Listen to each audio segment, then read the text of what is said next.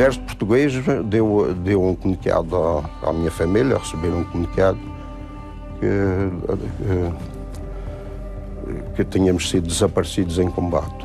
Tivemos nesse ataque um alferes, ficou sem cabeça e sem pés. Levaram-lhe a cabeça e levaram-lhe os pés dentro das botas.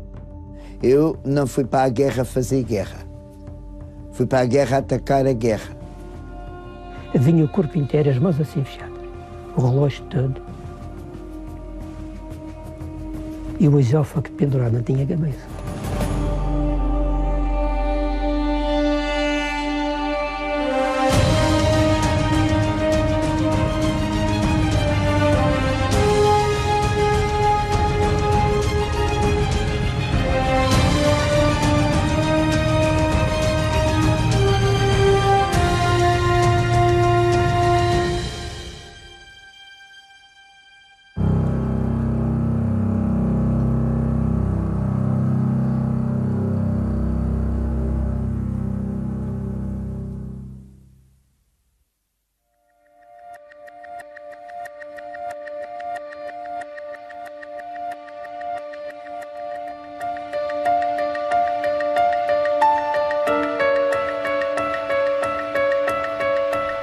Guiné, 1968. A guerra pela independência já durava há 5 anos. Somavam-se centenas de mortos. O Partido Africano para a Independência da Guiné e Cabo Verde atacava em toda a linha os destacamentos portugueses. Entraram lá, cercarem aquilo e não tivemos hipótese de...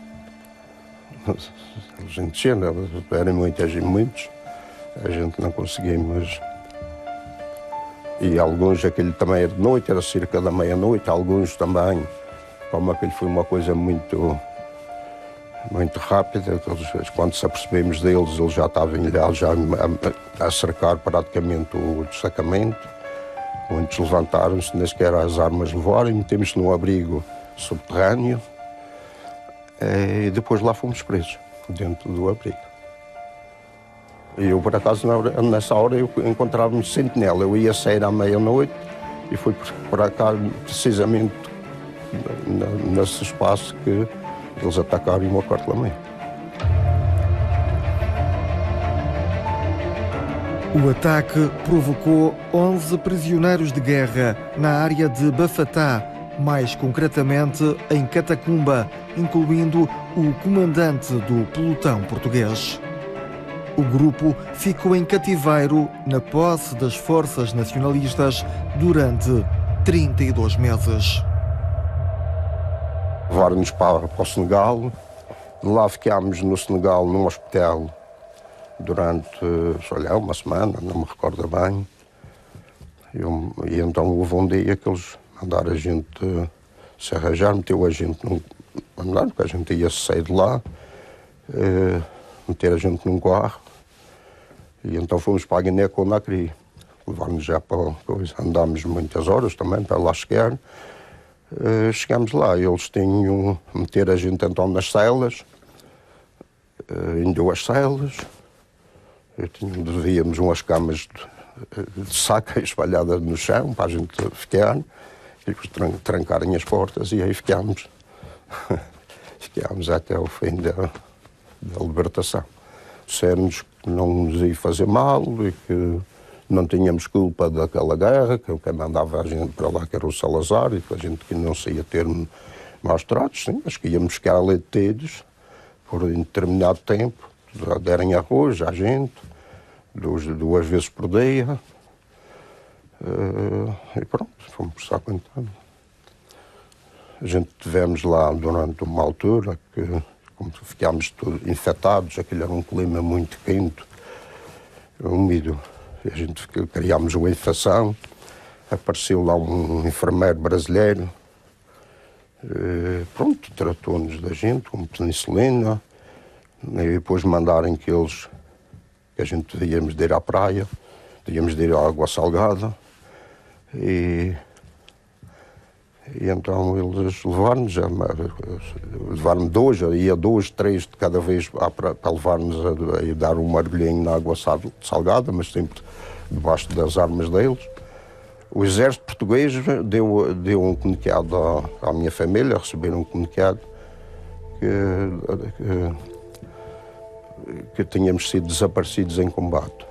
Depois, passado parece-me ter uns 3 meses, e a minha família vestiu-se de luto, pronto, até pensaram que eu tinha morrido.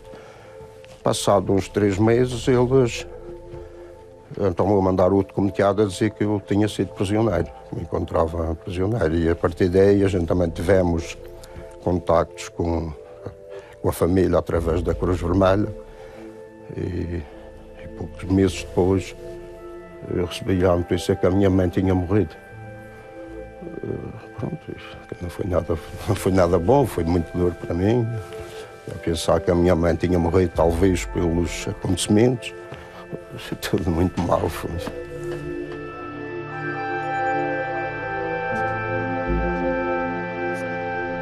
O Partido Africano para a Independência da Guiné e Cabo Verde lutava quase em pé de igualdade com as tropas portuguesas.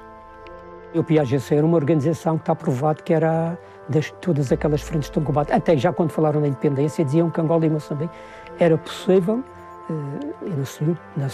não se uniu preto de guerra, mas há aquilo que falavam. A Guiné estava dada como perdida.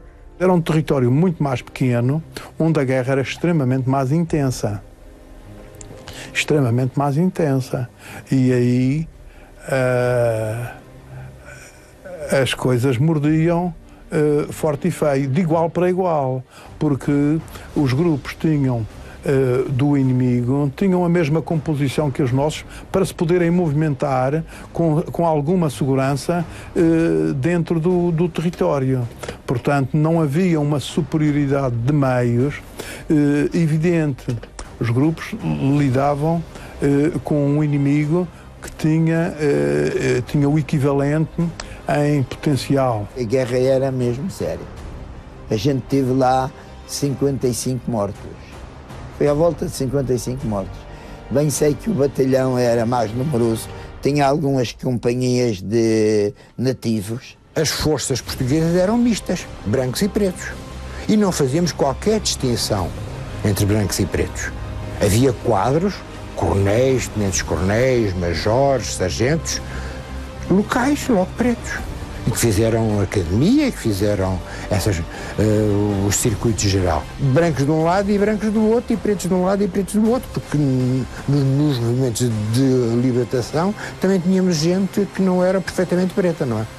Não encontrei racismo naquela gente. Eles viviam lá, tinham os filhos, faziam o comércio. Mas trabalhavam com os indivíduos, os negros, que tinham lá as suas zonas habitacionais e que as pessoas davam-se, faziam um comércio normal, sem haver...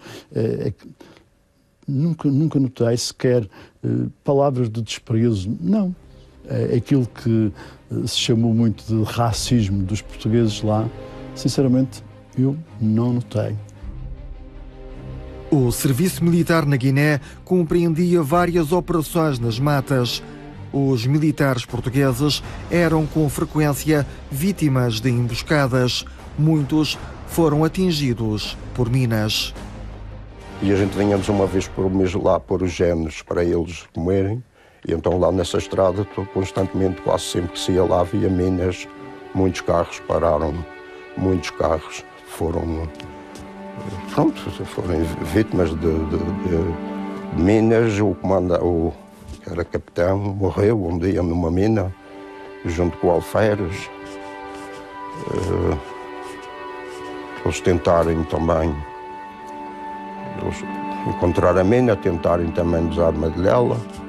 E aquele explodiu, foi o capitão, foi o alferes e um negro que estava a tentar amarrar a mina para puxar depois com o carro blindado, e o corpo dele evaporou-se, que a gente só vimos uns bocadinhos da farda dele nas árvores. Fizemos reconhecimento em toda a área, vários dias, e nunca mais encontramos nem arma, né, que ele estava com a arma e coisa, não encontramos absolutamente nada dele. Ele foi explodido mesmo na atmosfera, não sei, desapareceu, que a gente não conseguimos ver mais nada dele. O PAGC até Cauã, foram à volta de 90 minutos, que tem o Estrela da Companhia, 90 minutos de baixo de fogo. Tudo o que era viaturas, cabanas, a Maria, aquilo queimou tudo. Sentimos o coração bater no coração. Sentimos o bater do coração na garganta. Percebeu? A gente fica com o corpo, a pulsação acelerada, como se estivéssemos a fazer uma prova de cross, que a gente corre, aquela cansaço, o coração bater assim, o corpo a tremer.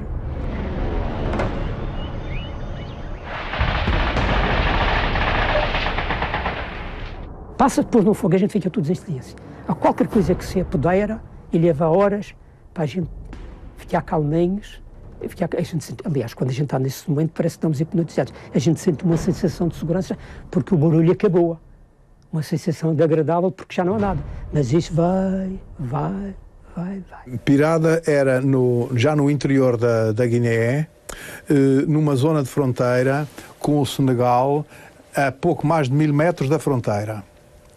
Ora, 1000 metros não é nada, 1000 e poucos metros, eles até podiam entrar 100 ou 200 ou 300 metros e instalar as suas armas pesadas e fazer o bombardeamento que fizeram. E fizeram um bombardeamento que começou com mísseis terra-terra, Strela, e que depois foi guarnecido com 2 horas e meia de metralha dos canhões sem recuo e dos morteiros pesados e médios, que provocaram dois soldados mortos, 27 feridos evacuados. É claro que do outro lado eles também tiveram as suas baixas significativas. Tiveram quase uma dezena de mortos e cerca de 30 feridos graves. Mas nada disso nos consola, porque os nossos também foram bastante sacrificados. Joel era soldado atirador, partiu para a Guiné na esperança de conhecer novos mundos. Eu, quando fui cumprir o serviço militar obrigatório, e fui com aquele espírito de voluntário, fui com aquela ideia da descoberta, ultrapassar o horizonte. E ele, aliás, fazem muitos madeirenses, nessa altura era o modo de sair daqui era se inscrever. A Madeira, na medida em que estava na rota geral de África, os paquetes passavam todos por aqui, etc., os grandes vapores, assim como antes, a navegação à vela também passava toda pela Madeira, o regresso depois era feito pelos Açores. É lógico que grande parte das companhias fossem aqui montadas e passassem para as guerras coloniais. Os madeirenses, nos 3 teatros de guerra, eram considerados dos melhores combatentes. Talvez por isso tenham sofrido em ter ido para as zonas piores. Quase sempre uma unidade madeirense, um batalhão ou uma companhia madeirense, porque praticamente foram as unidades que foram mobilizadas, foi sempre em companhias e batalhões, eram enfiados nas zonas piores, porque eles sabiam que os madeirenses iam responder forte e feio ao inimigo, sempre.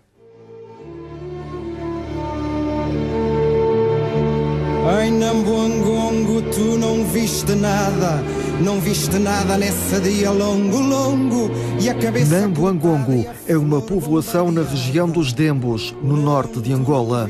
Era também o palco de muitos confrontos envolvendo as tropas portuguesas. De Hiroshima tu que nunca viste, em cada homem um morto que não morre. Fomos atacados uma vez forte e feio.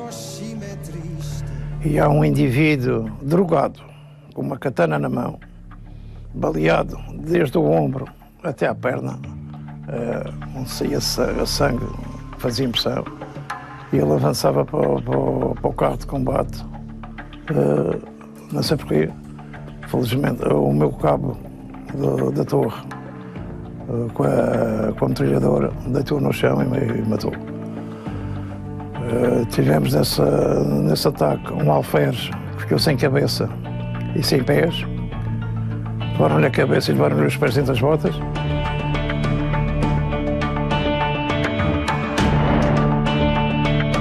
A UNITA tinha a situação como não tinha armamento ligeiro, nem metralhadoras, nem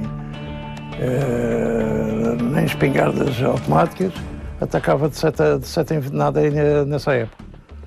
Os comandos perderam pessoal aí, não em emboscadas diretamente, mas em minas anticarro, e depois eles disparavam, ou então tinham minas mais pequenas, que eram minas antipessoal, que era uma mina que tinha mais ou menos o tamanho de um pires,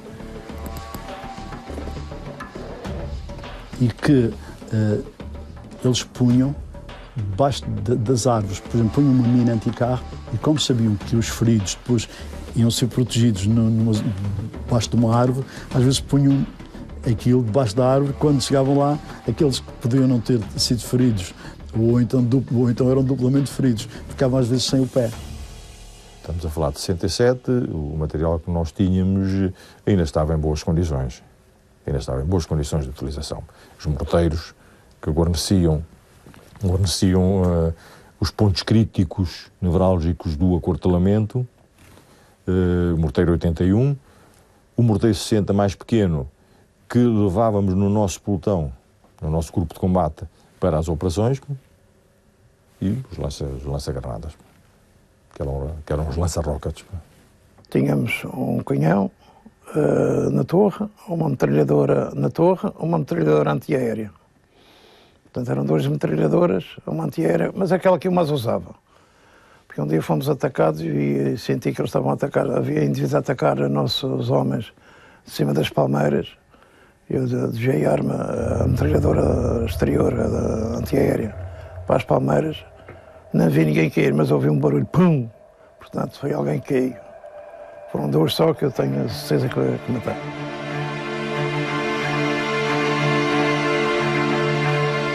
A falta de médicos era um problema transversal aos batalhões que estavam nos teatros de guerra em Angola, Guiné e Moçambique.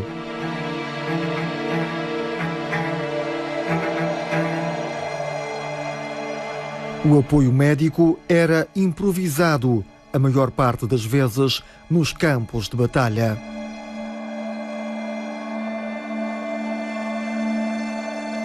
Lembro de um dos doentes que fez, numa queda, fez uma fratura cavalgante da clavícula, e eu lá fui ver como é que se tentava posicionar o osso no devido lugar, não é? E com tanta sorte que consegui, mas claro, evacuei-o pensando que ele até necessitaria cirurgia. Mas foi uma das coisas que me deu uma satisfação muito grande, na minha ignorância nesse campo, consegui reduzir bem essa fratura. As doenças atacaram sem dó nem piedade muitas companhias portuguesas. A malária, doença infecciosa transmitida por mosquitos, era a mais comum. Infelizmente, fiquei a saber o que era malária, que lá em Angola chamávamos paludismo. Tive durante 48 horas e digo-lhe uma coisa, quando estava com frio não havia cobertor nenhum que o abafasse. Então, tremia. Quando chegava à altura do calor, que era praticamente a seguir, não havia gelo para arrefecê-lo. Foi a doença pior e mais desagradável que eu tive na minha vida. Tratei dezenas, não é? Dezenas, largas dezenas, era o paludismo. Felizmente nunca houve nenhum caso de morte, mas havia outras parasitoses, mas eram a doença que encontrávamos lá mais. Marcho cantando em voz forte e a sorrir com altivez. Bendigo a Deus minha sorte, ter nascido português. O hino dos Centauros era cantado diariamente por um dos batalhões na Guerra Colonial de Angola. O lema do batalhão era: o impossível será nosso. que é, para nós não havia impossíveis, a gente mantinha a nossa esperança. A gente ia acompanhar no campo espiritual e fazendo tudo o que era possível no campo psicológico, o campo espiritual, sobretudo quando havia mortos, havia necessidade de celebrar para a alma dos mortos, havia também no campo psicológico acompanhar os militares, os momentos de dificuldade, inclusivamente dar apoio, não permitir e desaconselhar que eles se metessem em vícios, como, por exemplo, da droga, da prostituição. Sabemos que os militares estavam longe das suas famílias, eram rapazes com 20 anos. Eu não fui para a guerra fazer guerra. Fui para a guerra atacar a guerra, num certo sentido. E fui para a guerra acompanhar as vítimas, que eram os nossos soldados, que iam para lá e ficavam. Eu impus a mim próprio. Nunca levei arma, ia acompanhando-os, sujeitava-me ao que viesse. Mesmo em ambiente de guerra permanente, havia tempo para as celebrações religiosas. Eu acompanhava os militares, levava um altar portátil, levado daqui de Lisboa, tinha tudo o que era, os paramentos, as hóstias, o vinho da missa. Depois, aos domingos, sobretudo, celebrava sempre missa, porque havia uns que iam para o combate e outros que ficavam no quartel. E cheguei a celebrar missa, por exemplo, em Angola, numa zona onde a gente estava rodeados das forças contrárias. E eu celebrava a missa, mas de vez em quando éramos atacados. Ou domingo ou sábado, a gente não sabia. E então, para precaver, eu celebrava a missa e os soldados celebravam a missa com uma arma a tiracolo, porque de um momento para o outro, se houvesse um ataque, eles saíam da missa e iam defender o quartel.